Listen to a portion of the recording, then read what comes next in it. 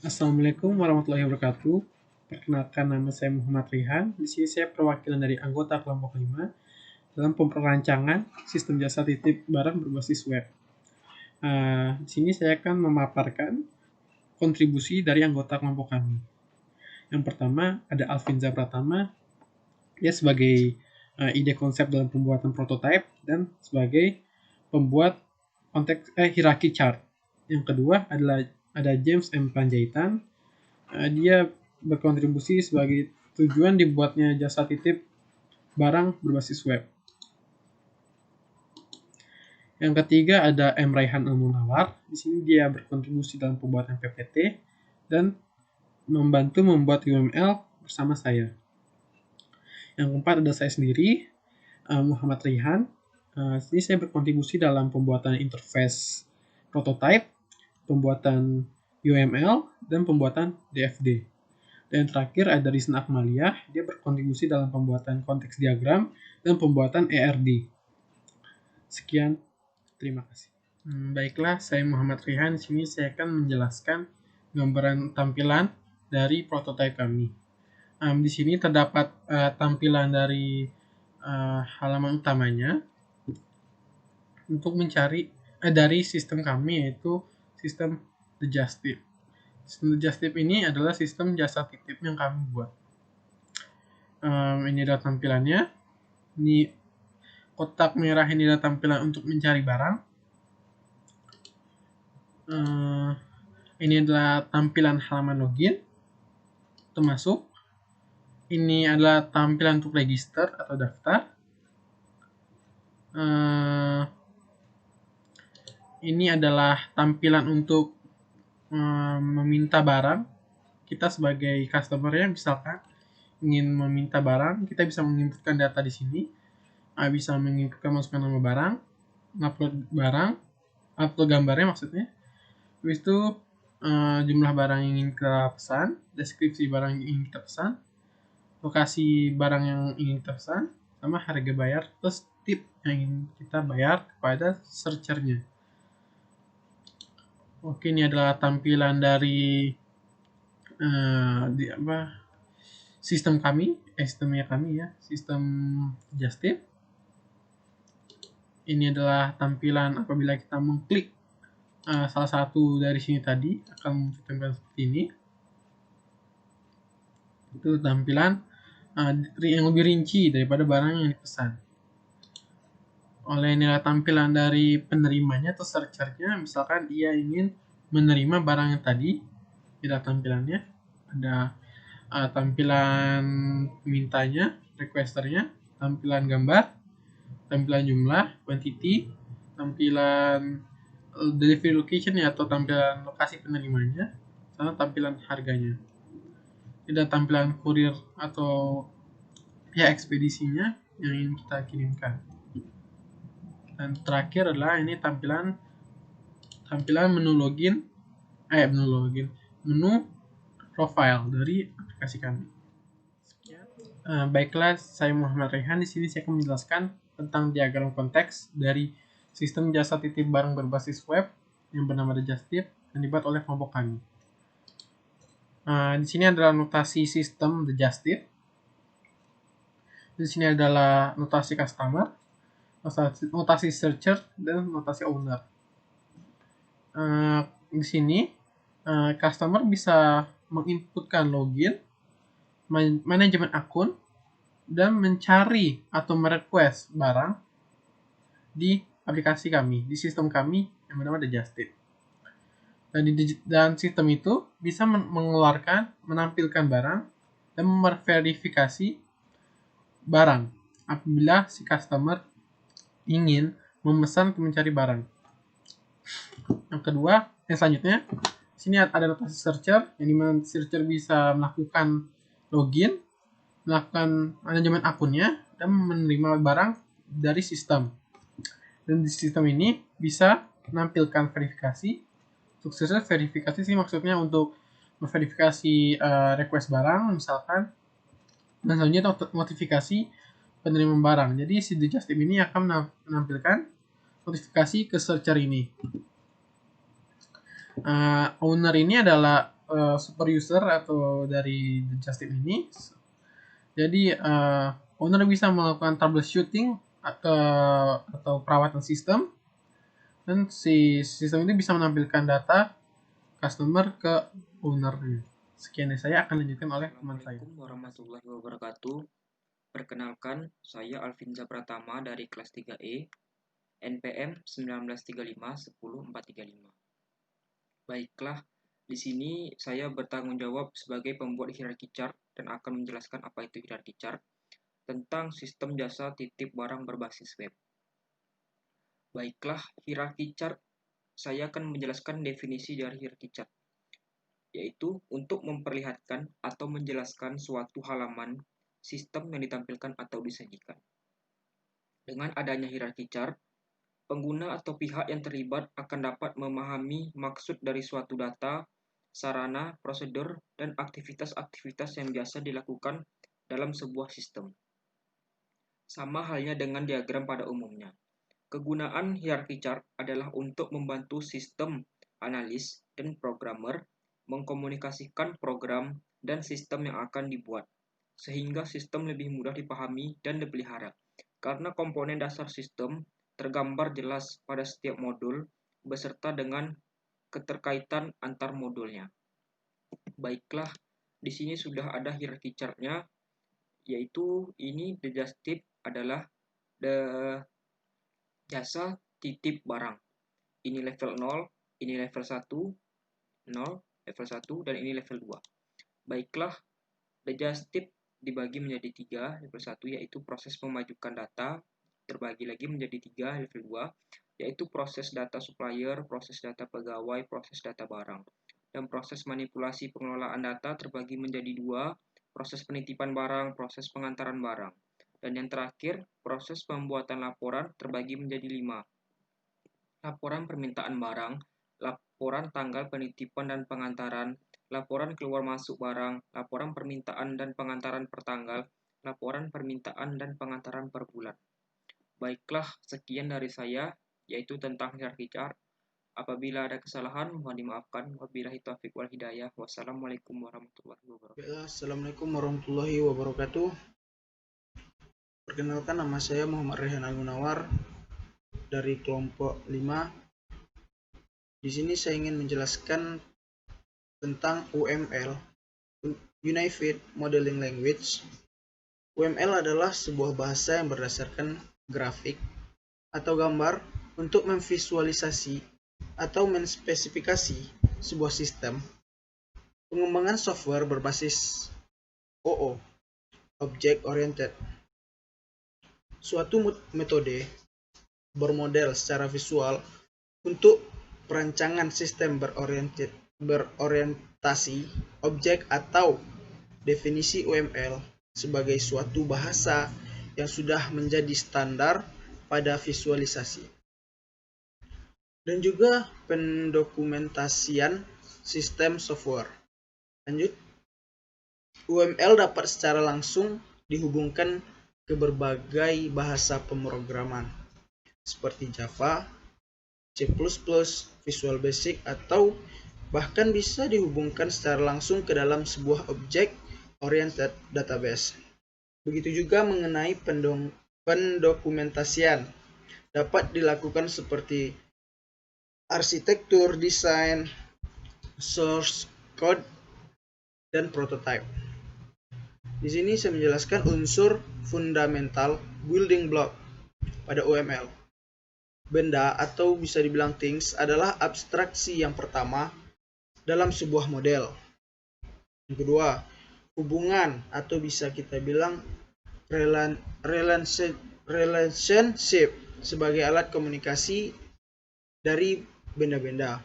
Yang ketiga, bagan atau diagram sebagai kumpulan atau grup dari benda-benda. Di sini saya akan menjelaskan fungsi UML. Yang pertama, dapat memberikan bahasa permodelan visual kepada pengguna dari berbagai macam pemrograman maupun proses rekayasa. Yang kedua, dapat menyatukan praktek-praktek terbaik yang ada dalam permodelan. Dan ketiga, dapat memberikan model yang siap untuk digunakan merupakan bahasa permodelan visual yang ekspresif untuk mengembangkan sistem dan untuk saling menukar model secara mudah. Terus saya ingin menyampaikan macam-macam diagram UML pada yang pertama diagram use case, diagram activity, diagram sequence, diagram class, dan diagram deployment. Dan di sini saya ingin menjelaskan tentang dua diagram. Yang pertama diagram use case diagram. Use case diagram menggambarkan apa saja aktivitas yang dilakukan oleh suatu sistem dari sudut pandang pengamatan luar. Yang menjadi persoalan itu apa yang dilakukan, bukan bagaimana melakukan. Diagram use case dekat kaitannya dengan kejadian-kejadian. Contoh, apa yang terjadi ketika seseorang berinteraksi dengan sistem.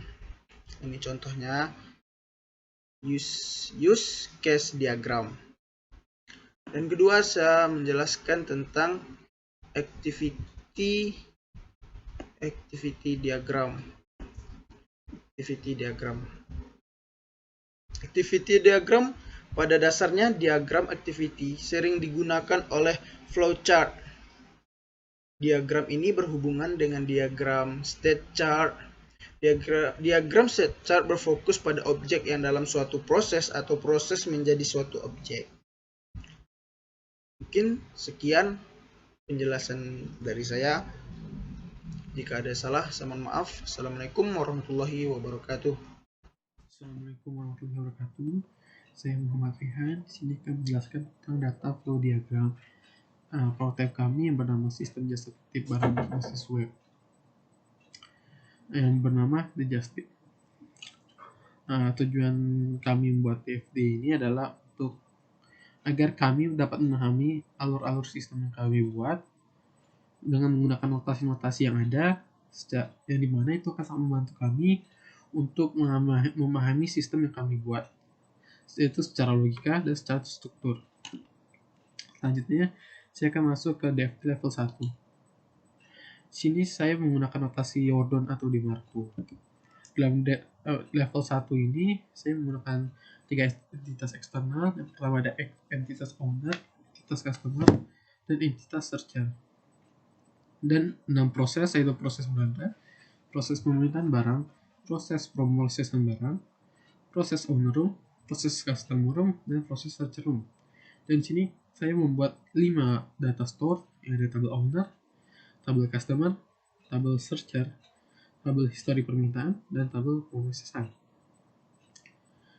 Mengapa saya di sini menggunakan 3 entitas eksternal?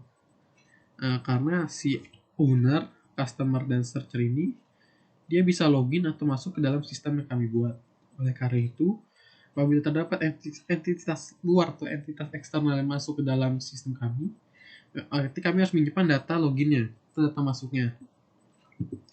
Yang dimana nanti owner ini, data login owner yang akan disimpan di dalam proses owner room, di dalam tabel owner, dan entitas customer akan disimpan di proses customer room, yang disimpan di dalam tabel customer, dan entitas external searcher akan disimpan di dalam proses searcher room, yang dimana disimpan dalam tabel searcher. Di sini di dalam tabel permintaan barang terdapat data store yang berisikan tabel histori permintaan, di mana di dalam tabel ini akan terdapat histori permintaan yang ada di dalam sistem kami. Dan tabel dalam proses pemrosesan barang terdapat satu data store yang berisikan tabel histori pemrosesan, yang dimana sini akan berisikan histori prosesan penitipan barang yang terjadi di dalam sistem kami. Oke, untuk selanjutnya saya akan masuk ke dalam DFT level 2, proses yang kedua. Yang proses kedua itu adalah proses permintaan barang. Dalam DFD level 2 proses 2 ini, saya masih tetap menggunakan 3 entitas eksternal, yang dimana ada owner, customer, dan searcher. Dan 2 proses inputan permintaan barang dan proses daftar permintaan barang. Dan 2 data store itu tabel histori permintaan dan tabel daftar permintaan. Di sini saya meletakkan owner dan customer bisa masuk ke dalam proses penginputan permintaan barang, sedangkan searcher tidak. Kenapa? Karena owner di sini dia bisa melihat histori dari penginputan permintaan barang yang dibuat oleh customer setelah customer menginputkan barang di proses ini. Setelah customer telah menginputkan barangnya, nanti akan diteruskan ke proses daftar permintaan barang. Nah, di sini searcher bisa melihat daftar permintaan apa saja yang bisa ia terima. Nah, di daftar permintaan barang ini terdapat tabel histori permintaan untuk menyimpan histori penginputan untuk menyimpan histori penginputan permintaan barang yang dibuat, dan tabel daftar permintaan untuk menyimpan daftar-daftar permintaan yang ada di sistem kami. Terus selanjutnya saya akan masuk ke level 2, proses ketiga. Yang proses ketiga itu adalah pemrosesan barang.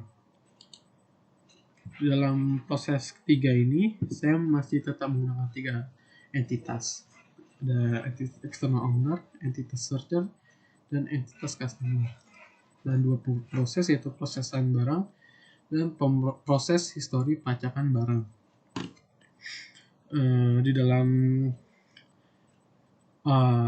owner dan searcher ini, dia bisa masuk ke dalam pemrosesan barang, yang dimana nih owner hanya bisa melihat histori pemrosesannya, dan searcher juga bisa melihat histori pemrosesannya. Nah, setelah pemrosesan barang telah terjadi, melanjutkan ke proses selanjutnya, yaitu histori pacakan barang. Pacakan barang di sini maksudnya jadi saat searcher lakukan pemrosesan barang yang ia pilih, yang ia terima, dia akan muncul pacakan barang sudah sampai mana barang kita gitu. Jadi si customer ini bisa melihat histori pacakan barang, namun si customer ini tidak bisa melihat histori pemrosesan barang.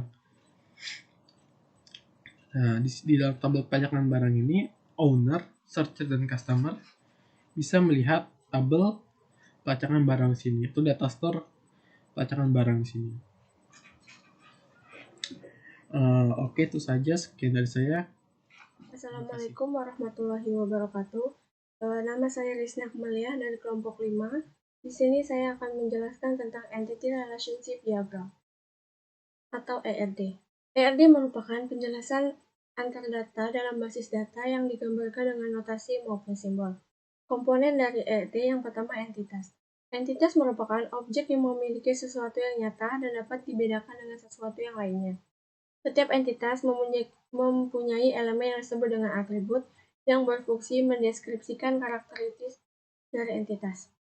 Hubungan antara entitas dengan entitas lainnya disebut dengan relasi. Lanjut ke ERD digestive-nya. ERD digestive memiliki beberapa entitas, yang pertama customer, searcher, owner, dan produk. Dalam entitas customer memiliki beberapa atribut, yang pertama nama customer, alamat, dan nomor HP. Lanjut, entitas searcher memiliki atribut username, ID searcher, alamat, dan password. ID searcher di sini merupakan primary key. Lanjut ke entitas owner. Entitas owner memiliki 3 atribut, yang pertama password, username, dan ID owner. ID owner di sini sebagai primary key. Entitas produk, ID produk di sini sebagai primary key, gambar, deskripsi, harga, dan nama barang. Owner hanya bisa melakukan login sebagai admin dan approval produk. Searcher, customer hanya bisa melihat produk, melakukan request produk, dan register. Lanjut ke searcher, hanya bisa melakukan login sebagai just tip, melihat produk dan menambahkan produk, mengedit maupun menghapus data produk. Sekian yang dapat saya sampaikan.